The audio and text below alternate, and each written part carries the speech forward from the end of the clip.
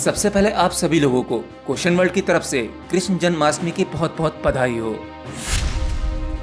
क्या आप मरने के बाद फिर जन्म लेते हैं? अगर आप पुनर्जन्म लेते हैं तो इसका आपको तो नहीं पता। आखिर इसका वैज्ञानिक आधार क्या है? अगर आपका जन्म मृत्यु के लिए ही हुआ है तो फिर अगला जन्म क्यों? चलिए, अगर आप इस जन्म मरण के चक्कर को एक वैज्ञानिक दृष्टिकोण से देखना चाहते हैं तो आज की इस वीडियो में आप इसे काफी हद तक समझ पाएंगे। जन्म और मृत्यु को समझने के लिए सबसे पहले अभी आपको वह समझना होगा जो आप असल में भी हो। मतलब अभी आप क्या हो? आप जिसे शरीर कह रहे हैं, आपको इसे समझना होगा, इसके मैकेनिज्म को समझना होगा। देखिए, जब आपसे कोई पूछता है कि सामने भौंक रहा वह जीव कौन है, उसे क्या कहते हैं, तब आप कहते हैं कि वह एक डॉग है या कुत्ता है।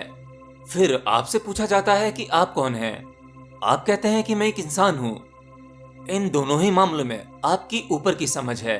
यह आपने अपने भारी ढांचे के बारे में बताया या उस जीव के भारी ढांचे के बारे में जो आप देख सकते हैं, जो भौतिकी है। लेकिन आपका यह शरीर या किसी का भी शरीर या इस पृथ्वी पर मौजूद जीवन, ये उतना नहीं जितना आप जानते हैं, ये उससे कहीं ज्यादा है। अगर कोई व्यक्ति इस शरीर के बारे में बहुत कुछ जान लेता है, या मैं कहूँ एक सर्जन, वो शरीर के बारे में आपसे ज्यादा जानता है, लेकिन उस डॉक्टर की भी इस शरीर के बारे में ये ऊपरी समझ है, बस इससे ज्यादा कुछ नहीं। असल में हमारा शरीर 5 परतों से बना हुआ है। आप जिसे भौतिक शरीर समझते हैं, ये फिजिकल बॉडी, इसे योग में अन्नमय कोश कहा जाता है। अन्नमय कोश का मतलब है ऐसा शरीर जो आपके भोजन से तैयार हुआ। आपने अपने जीवन में जब से आप पैदा हुए अब तक जो कुछ खाया है, ये इतना बड़ा शरीर उसी का परिणाम है। तो ये आपका शरीर भोजन के टुकड़े टुकड़े कर कर ये इतना बड़ा हिस्सा बना, इसलिए योग इसे अन्नमय कोश कहता है। इस शरीर की दूसरी परत, जिसे मनोमय कोश कहते हैं, यानी इस शरीर के भीतर एक ऐसा शरीर भी है जो एक मानसिक शरीर है। आप कभी शांत बैठकर गौर करना तो आपको उसका एहसास होगा कि आप इस शरीर के बाद भी कुछ हैं। और शरीर की तीसरी परत जो और भी गहरी होती है, उसे योग में प्राणमय कोश कहते हैं, जो एक एनर्जी बॉडी है। यानी पहले भौतिक शरीर, फिर मानसिक शरीर और उसके बाद ऊर्जा शरीर। पहले आपको ये तीनों परतों के बारे में जानना होगा, और इनके बारे में जानना इतना मुश्किल नहीं है। अगर आप कुछ दिन तक ध्यान का अभ्यास करते हैं और अपने होने पर, इस अस्तित्व पर थोड़ा सा चिंतन करते हैं, तो आप धीरे धीरे ध्यान की गहराइयों में अपने शरीर के मैकेनिज्म को और इन तीनों आयामों के बारे में जान पाएंगे, क्योंकि असल में इनका भौतिक अस्तित्व है।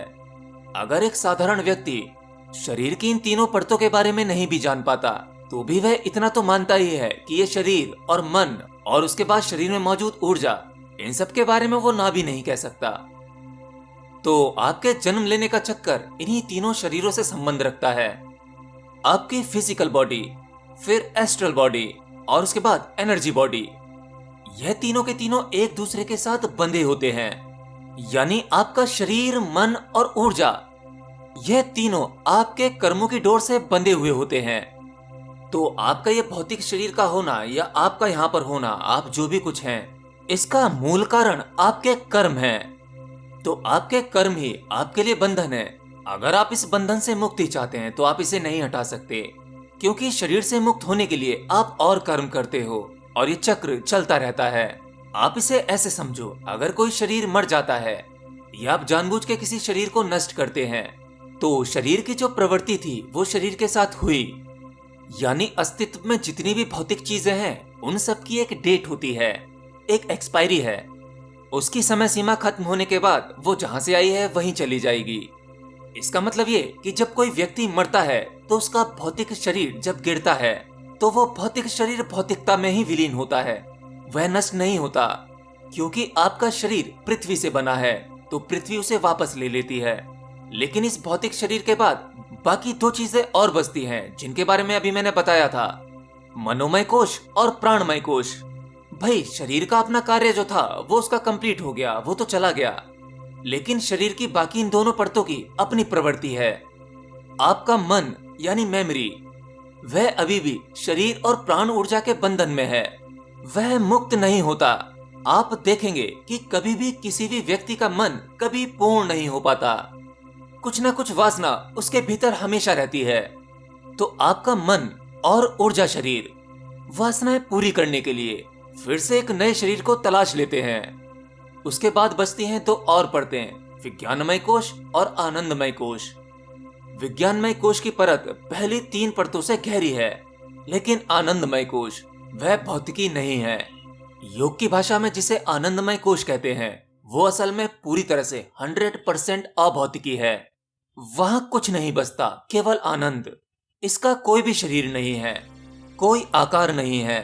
असल में इसे कहने के लिए कोई शब्द नहीं बना, इसकी व्याख्या नहीं की जा सकती।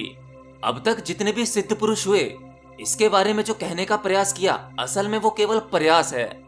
इसको स्वयं से ही जाना जा सकता है, और इसे जानते जानते आपको पता लगेगा कि जानने वाला भी नष्ट हो जाता है, फिर कुछ नहीं बचता।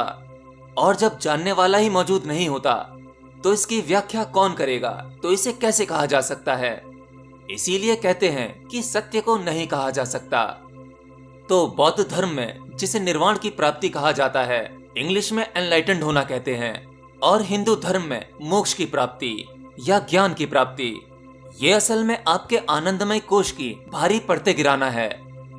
जब आपकी ये भारी परतें गिर जाती हैं, तो जो बचता है वो असल में बचता ही नहीं, वो विलीन हो जाता है, इस ब्रह्मांड के साथ एक हो जाता है।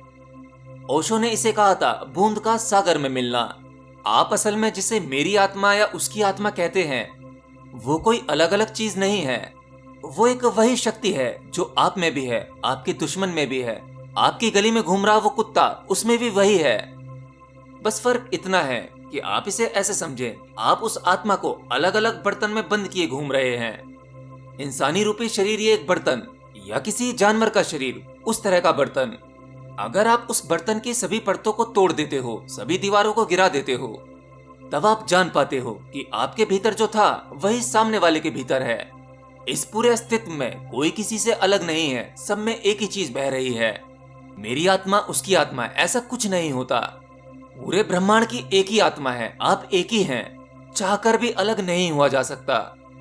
बस आप इतना कह सकते हो कि समुद्र में से आपने एक मटकी में पानी भरकर अपने घर रख लिया और कह दिया कि ये मेरी मटकी है, मेरा पानी है, ये अलग है। असल में वह पानी अलग नहीं है, वह समुद्र से ही निकाला है और एक दिन समुद्र में ही चला जाएगा। इसीलिए बुद्ध ने एक बार कहा था कि आत्मा जैसा कुछ नहीं होता। तो इस बात पर हिंदू ब्राह्मणों ने बुद्ध का विरोध किया। शायद वो बुद्ध की इतनी गहरी बात को नहीं समझ पाए। तो किसी भी इंसान का बार बार मरना और फिर बार बार जन्म लेना, इसका केवल यही अर्थ होता है कि भारी शरीर गिर जाता है, लेकिन आपके कर्मों के बंधन, जिनकी गहरी छाप आपके मन पर और आपके ऊर्जा शरीर पर होती है, वह फिर से वही उपाय ढूंढती है जिसके जरिए वो अपनी वासनाओं को पूरा कर सके। बहुत से लोग पूछते हैं भूत योनि क्या है, क्या व्यक्ति भूत योनि में भी जा सकता है? भूत योनि असल में कुछ नहीं, वह बस इतना है कि जिसने अपना पिछला शरीर छोड़ा था, उसे शरीर नहीं मिल पाया है और वो इस भौतिक आयाम से अलग किसी और आयाम में होते हैं, वहां अपना समय काट रहे होते हैं या नए शरीर का इंतजार कर रहे होते हैं। जो व्यक्ति आत्महत्या कर लेता है या किसी की एक्सीडेंट में मौत हो जाती है, ऐसे लोगों को कुछ समय या फिर बहुत समय भूत योनि में ही बिताने पड़ते हैं। हाँ, असल में भूत प्रेतों की भी एक दुनिया है, एक ऐसा सूक्ष्म जगत जहाँ पर अगर एक योगी चाहे तो जा सकता है। योग में ऐसी बहुत सी विधियां हैं जिनको सिद्ध करके आप उस सूक्ष्म जगत में जा सकते हैं, उन सभी आत्माओं को देख सकते हैं, उनसे संपर्क कर सकते हैं। तो कुछ इस प्रकार से होती है भूत योनि। और दूसरी बात, जो व्यक्ति अपनी उम्र जीकर एक साधारण प्राकृतिक मौत मरता है, कोई खास जटिल बीमारी नहीं, अपनी बाल अवस्था, गृहस्थ अवस्था सब कुछ भली भांति पूरी तरह से जीकर, जीवन से तृप्त होकर जो अपने प्राण त्यागता है, उसका जन्म तत्क्षण हो जाता है, तुरंत, इधर मृत्यु और उधर जन्म। तो अगर आपके मन में अब कोई खुदकुशी करने का विचार आए तो उसे तुरंत निकाल देना। आत्महत्या करना कोई अच्छी चीज नहीं है, यह तो प्रकृति का विरोध है, जीवन का विरोध है। आपको यह जीवन शानदार तरीके से जीना चाहिए, जिसमें से योग एक शानदार तरीका है। ध्यान एक ऐसी सूक्ष्म पुस्तक है जो न तो दिखाई देती है, न ही इसे स्पर्श कर सकते हैं, परंतु जब आप इसे आंखें बंद करके अपने में ही डुबकी लगाकर पढ़ना शुरू करते हैं, तब धीरे धीरे आप सभी रहस्यों के बारे में जानने लगते हैं। आपका ये शरीर, इसका मैकेनिज्म, आत्मा, परमात्मा और ये सूक्ष्म जगत के सभी रहस्य, आपको सब कुछ साफ साफ प्रतीत होने लगता है। इसीलिए ध्यान एक चमत्कारिक योग है